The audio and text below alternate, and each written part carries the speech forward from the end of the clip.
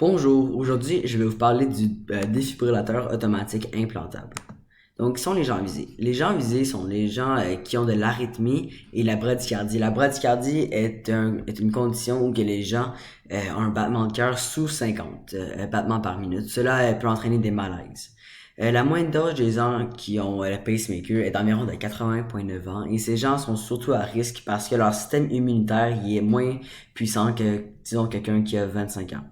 Ici en bas à droite, c'est mon grand-père qui s'est fait implanter le pacemaker récemment. Et ceci est ce qu'il ressemble de l'extérieur.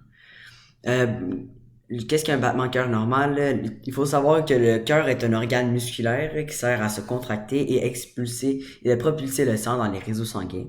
Les bruits toc-toc proviennent des valves auriculo-ventriculaires qui se referment pour pas que le sang retombe à l'arrière. Une personne normale a un battement de cœur de 60 à 80 battements par minute et cela différencie entre personnes.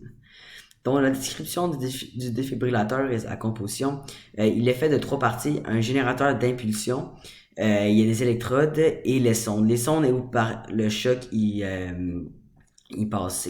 Ici, il est fait en titane. Le titane est un matériau très résistant à la corrosion et une très forte durabilité. La durée de vie est de 5 à 15 ans.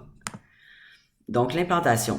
Alors, le patient est bien évidemment mis sous l'anesthésie locale. Il y aura une petite incision de 4 à 5 cm qui se fera et des complications qui occurrent chaque 2 ou 1000 fois. Soit ça peut être une infection, il tombe en panne ou un délogement d'une sonde.